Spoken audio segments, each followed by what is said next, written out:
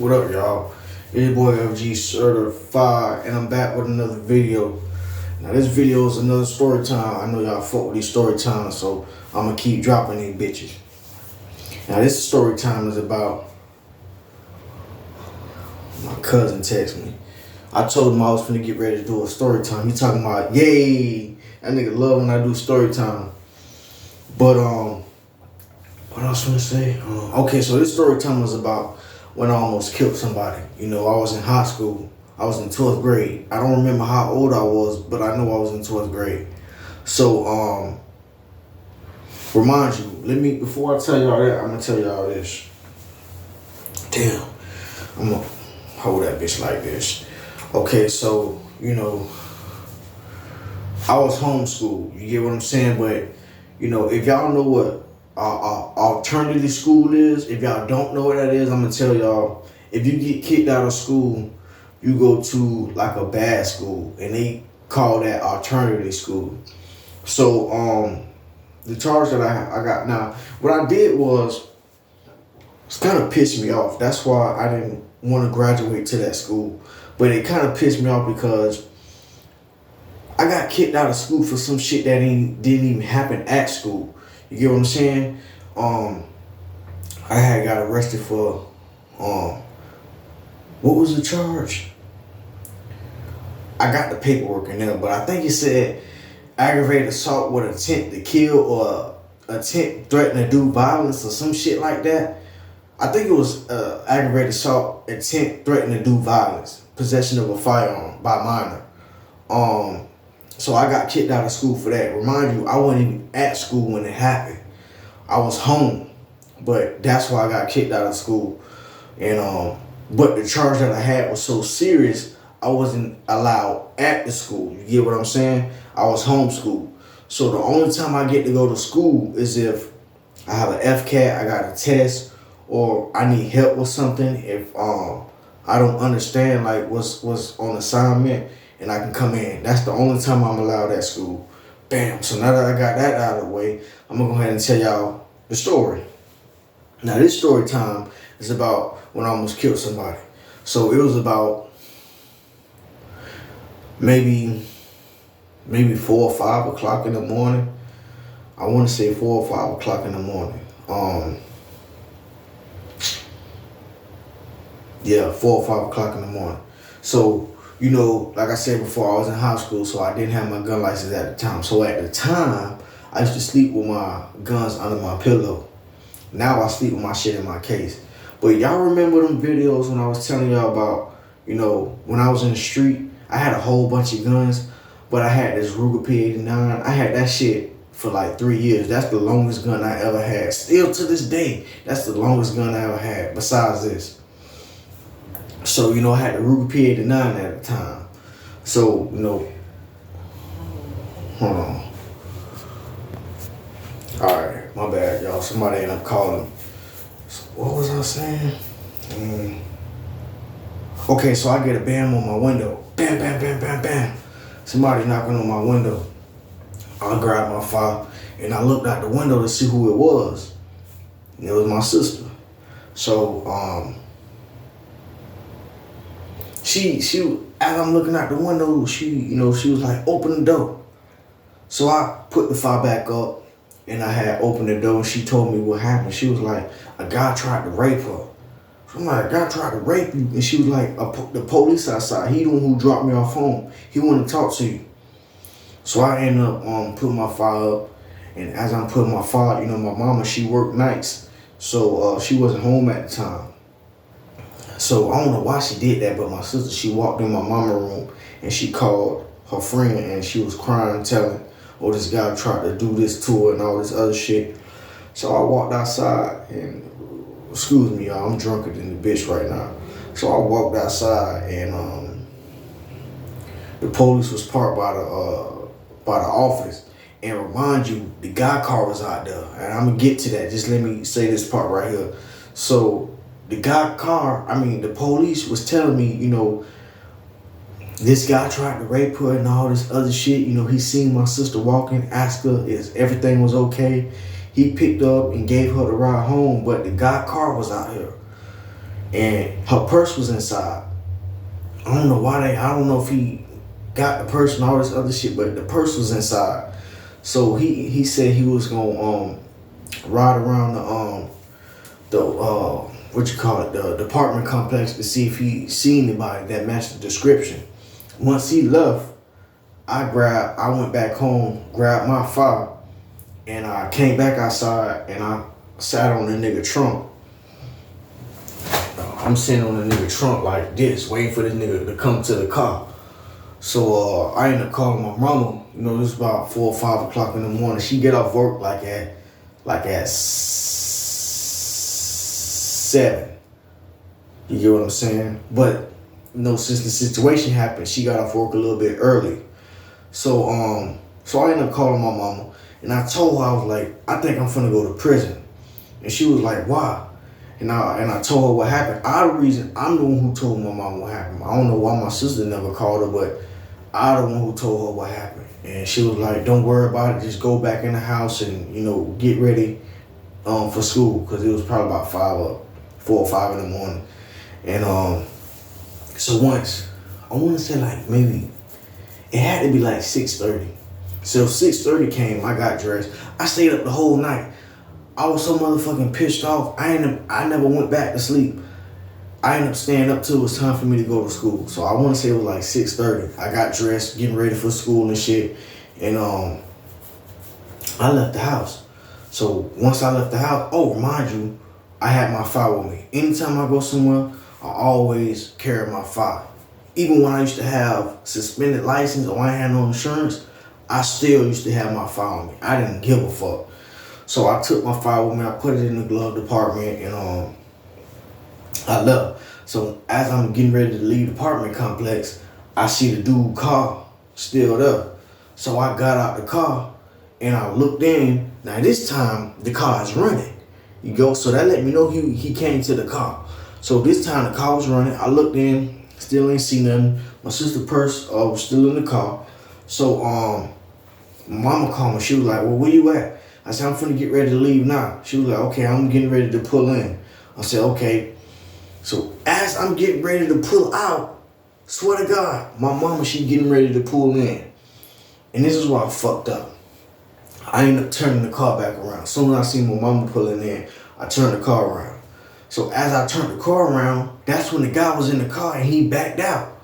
He backed out the goddamn car and my mama tried to block him off. So she turned. Wait, if I'm coming in, she turned. This is my left and this is my right. Sorry, y'all, I'm drunk. But she turned right. And I tried to turn left. But that's when another car blocked me off. Fast forward, come to find out it was his auntie. The reason why he was out there, because his auntie stayed out there. Not only that, he came back because, well, let me tell y'all what happened first. So but just to let y'all know the reason why he was out there, because his auntie stayed out there. So his auntie was in the other, it was a big ass Suburban. She blocked me. As I'm trying to get ready, to go the other way, his auntie came and blocked me. So what I did was, I was finna back up. Well, I did back up, but I was like, man, I ain't finna do all this driving and shit. And that's when I was like, I'm finna just jump out. So remind you, I had the gun in the glove department, Ruger P89, and all my windows was down because I had music in my car. Nice little, it was nice. It wasn't fixed up all the way, but it was almost done. Like I had my interior done. It was cotton candy. Like my ceiling, some of my seats was like blue and pink. No, my ceiling was pink. And like I had like fiberglass. I had a whole bunch of speakers in my car. I had pretty much the inside was done. I had music and everything in my car at a young age. And that's why I had my windows down, because I was finna get ready to blast my shit. So as I'm getting ready to grab the file, the glove department, my mama, she saw me and she was like, Frankie, you better not do it. And I was like, man, fuck that. Grabbed the file and I got out the car and I ran down on this nigga. As I'm running towards this nigga, I had the gun like this as I'm running towards him. So I hate to say this shit, but it was kind of a fucked up move because it was kids out there. You get what I'm saying? It's 7 o'clock in the morning.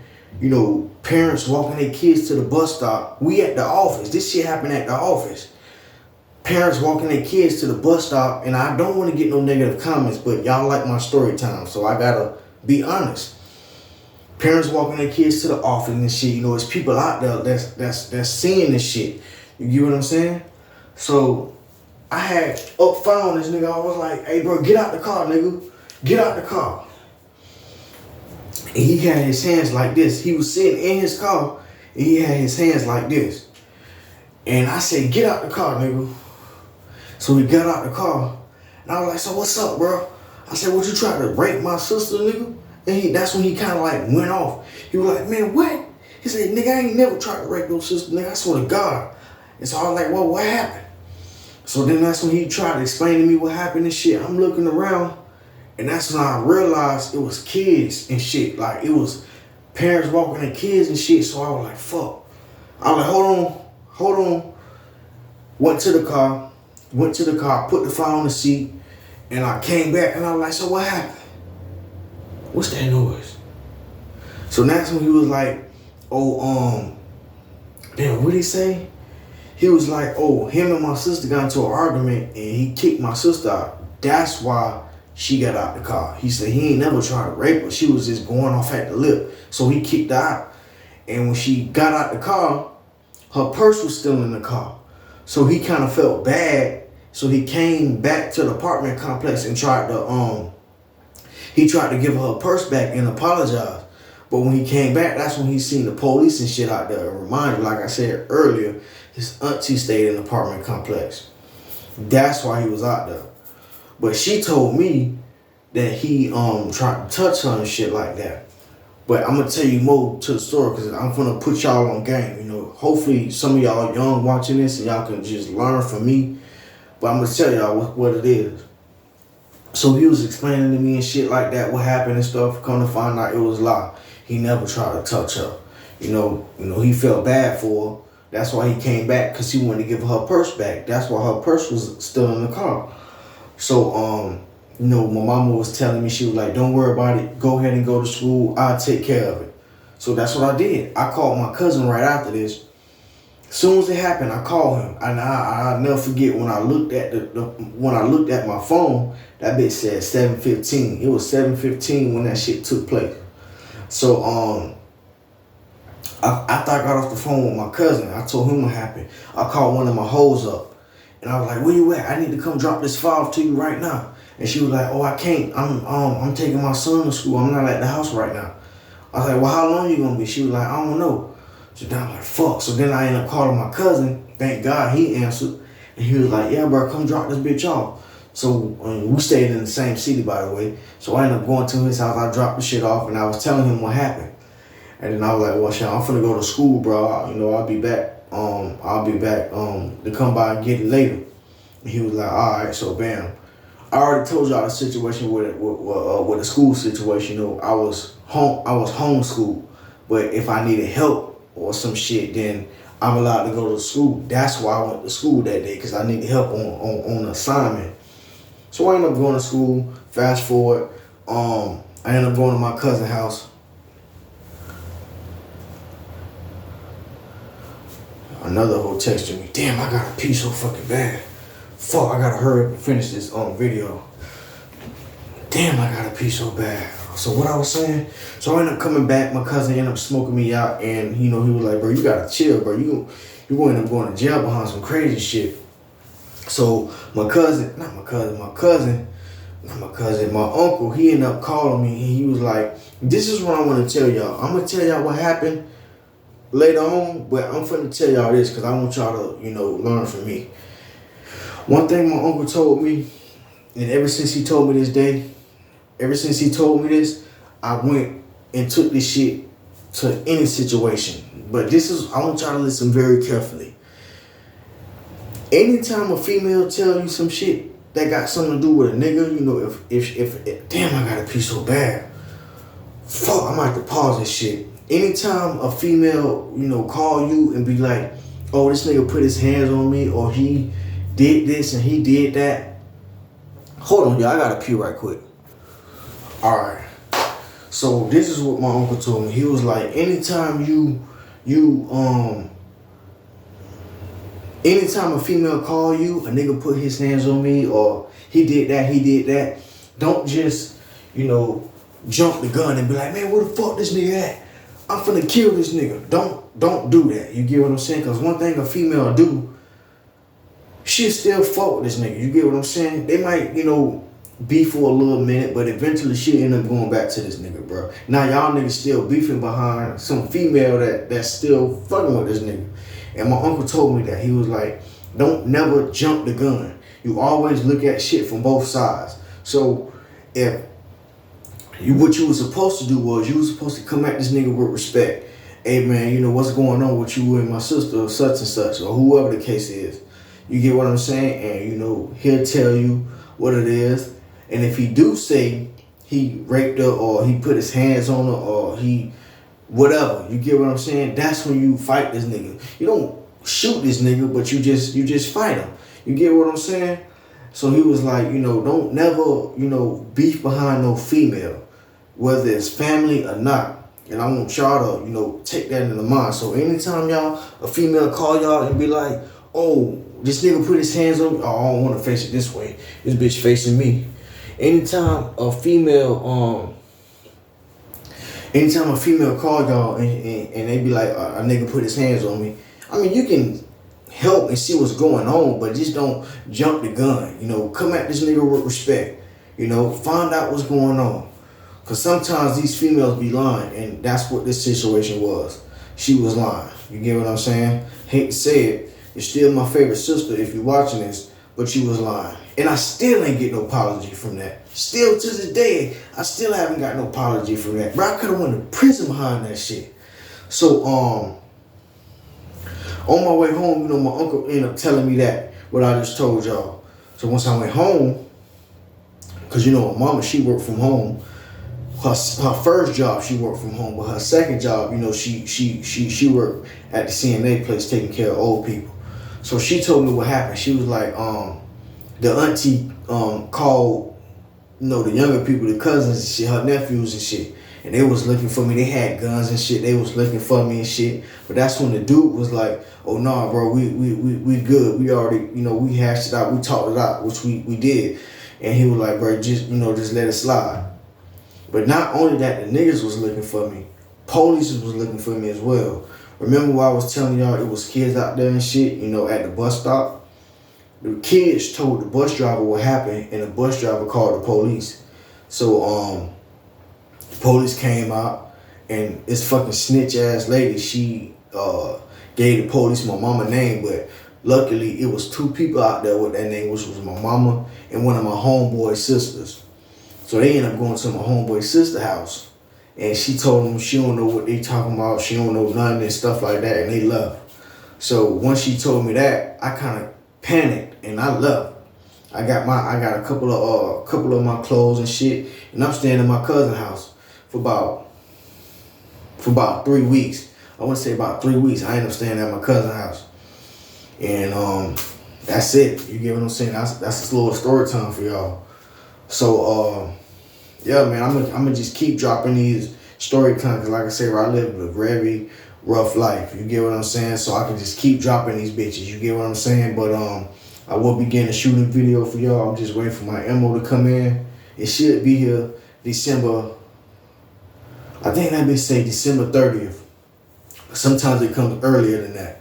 But if y'all like this video, comment, like, and all that other shit. If you want more story times, drop it in the motherfucking comments and let me know y'all want more story times. Now this story time, I don't want to hear no negative comments. I know I kind of fucked up by doing that shit when it was kids and stuff like that, but sometimes a real nigga don't think about that shit. He just lash out. So if you ain't in my shoes, then you can't really put yourself in a situation like that, because sometimes a nigga just don't think. You get what I'm saying? He just found a nigga. But yeah, man, that's what I want to say, man. Your boy signing out. Gone.